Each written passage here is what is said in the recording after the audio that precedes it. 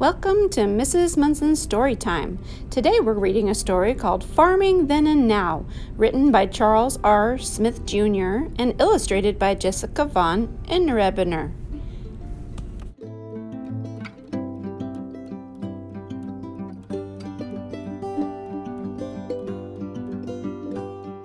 This is the front cover of our story. If you look at the illustrations, can you predict what the story is about? This is the title page that contains the title and the name of the author and illustrator. It also has an illustration. She's holding a clock. I wonder if that's a clue. This is the contents page.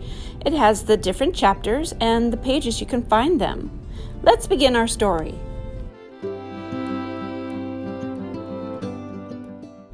Time to wake up. A day on the farm starts when the sun rises. There are lots of chores to be done on the farm. The first chore of the day is to milk the cows. Did you know most of the time farmers get up at daybreak and work until the sun goes down? That can be 12 hours a day. Things on the farm weren't always like they are now. I'll show you.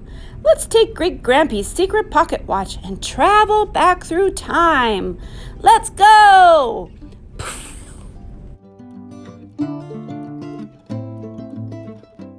Time to milk the cows. 100 years ago, most milking was done by hand, one cow at a time. Did you know a cow makes about 44 pints of milk per day? Today, we use machines to milk cows. This makes it much faster. Milking a cow is a lot easier now.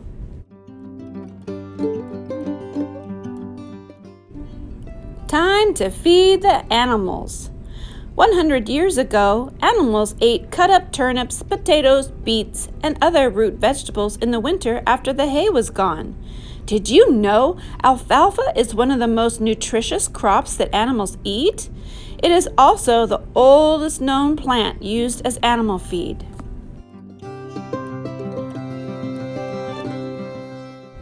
Today, animals such as cows and sheep eat silage in the winter.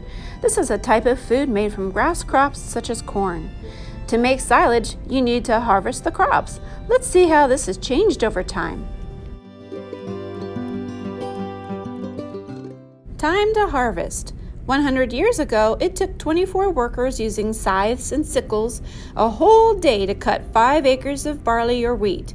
That's bigger than 3 football fields put together. That's a lot of work. Today, a combine harvester can cut 20 acres of wheat in 1 hour. Did you know in the past, people often celebrated the end of the harvest with music, parades, and a large feast?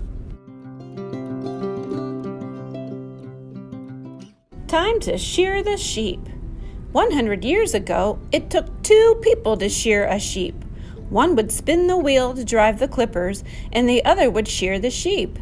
In the spring, we shear the sheep to keep them cool. But today, one person can shear a sheep using electric clippers like those used for a haircut. Did you know the world record for one person shearing sheep is 866 sheep in 9 hours? That's around 96 sheep per hour. Wow, that's about 1.5 sheep per minute. Amazing! Then or now. Life on a farm was hard before there were machines. I'm glad I live on a farm now. Not me. I think it would have been fun. There were more people working on the farm back then to talk to. Some things on the farm never change, such as getting up at daybreak and working until the sun goes down. This is the glossary. It contains the vocabulary words from our story, such as alfalfa, crops, nutritious, scythe, shear, sickle, and silage.